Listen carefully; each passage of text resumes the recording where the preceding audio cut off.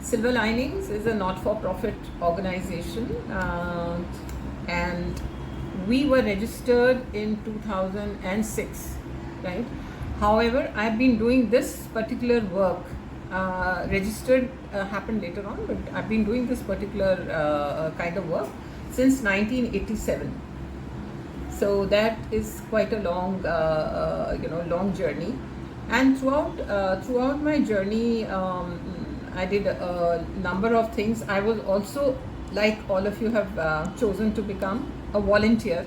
I was a volunteer throughout, and I was working with various organizations who worked with children, people with blindness, also with other disabilities. Whatever I could do, training, education, counseling, handling trauma, because trauma is one of the very big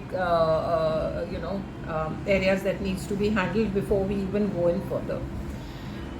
So I've been working there, and very side by side, I realized that the corporate sector is not employing people with blindness. So I decided to work and create awareness in the corporate sector for ability of persons with disability, and especially blind people. I myself have been blind since I was a child, and as I grew up, I have faced countless challenges in my life because of my blindness, out of which one very great challenge was that I was thrown out of school. I was going to a mainstream normal school throughout, and I was thrown out of school from Loreto Convent in 1972 from class 8, and from there on I am only now class 10 pass, and that's a long story, so anybody who wants to read that can read it in my autobiographies or online. I'll share that story with you on a link so that you can do that. Howsoever, finally, the corporate sector also, it took a lot. So they wanted to hire people with other disabilities, not blind. They completely refused to hire blind, and they used to say that to my face. So I did convince a few corporates regarding the same, that please at least give us a chance.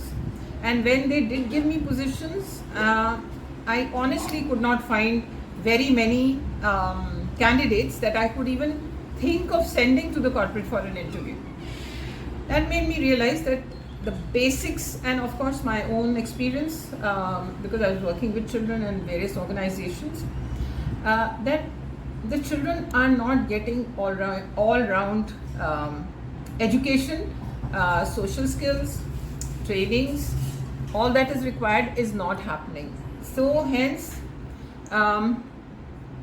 we decided, my husband gave up his corporate job, and then we decided that let us not just complain and speak, complain and complain.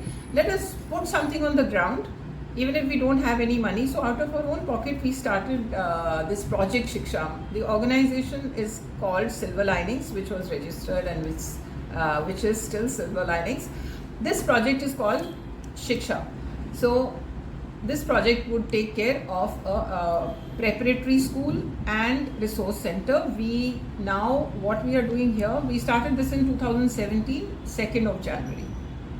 Okay, so here the children come in here, blind children come in here, and we are focusing on the blind girl because the resources were very few, and blind girls are many more fold marginalized and challenged, in the sort of group of children with disabilities. So we started with, we started with one boy and one girl, but we are focusing, as I said, on the girl child. Now this is a preparatory school. Let me tell you how this works. Children come here, we prepare them with all the skills, how to read and write, social skills, life skills, mobility, all that is required. Then we teach them how to use all the equipment, including braille. There's something called tailor frame. There is something called, of course, abacus, all of you must be knowing. and a lot of other stuff also we teach them, so that they're able to independently read and write. And alongside, we teach them technology. We teach them how to work on a laptop side by side.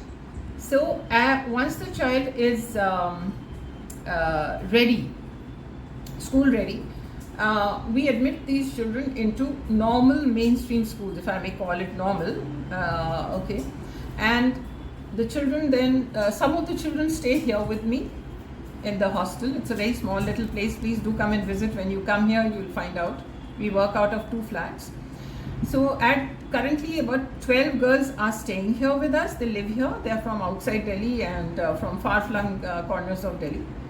So the rest are day scholars. So the children from here also, and they go to schools, come back to us after school, and the after school studies and the trainings thereafter happen. So the syllabus is the same that any other child is studying, and our children require support there. We have a very small staff, again because of affordability. So we really need support of volunteers. So I'm going to stop